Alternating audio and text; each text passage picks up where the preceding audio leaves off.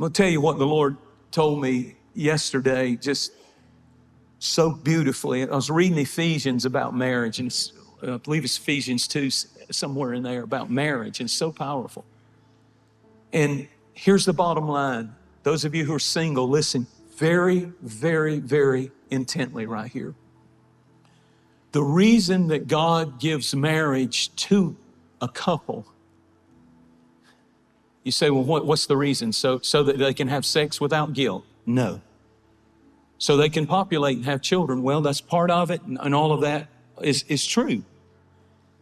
But the real reason for marriage is to fulfill God's purpose in the family. And I was thinking about this. I was thinking about this yesterday, that in my life, a single person should ask this question if they're dating someone and considering marrying them.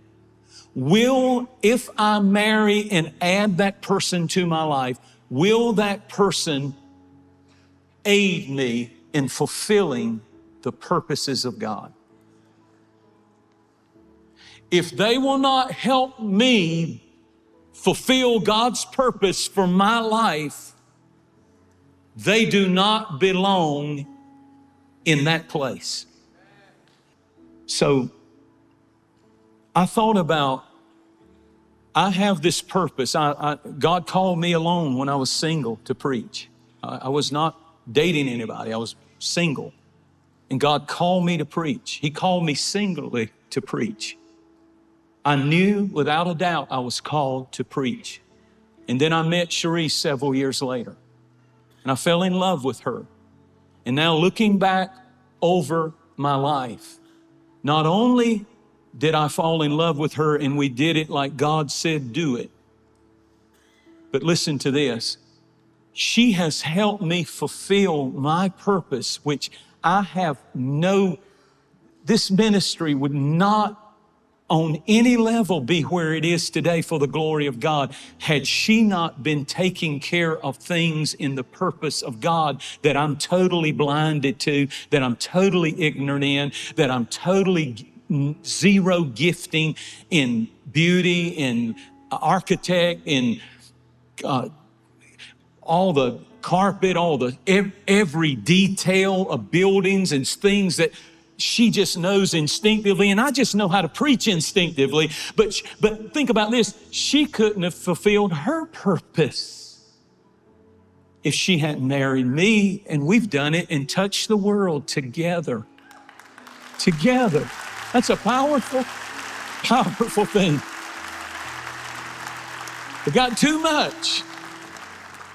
And don't you think just because you've walked with the Lord for many, many years, the enemy will not come and try to break those wings loose from one another. He's done it many times through the years.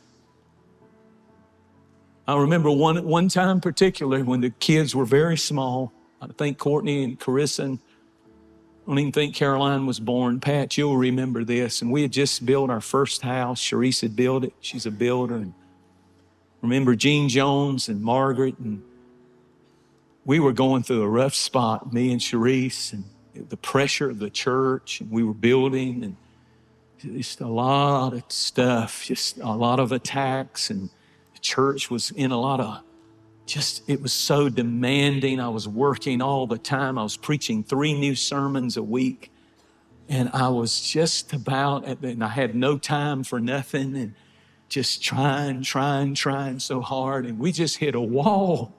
We just hit a wall. And I got up that Sunday morning and I said, I cannot do this. We had had a terrible week. And I said, I cannot do this. I'm not going to church this morning. And I called the associate pastor, Gene did for me.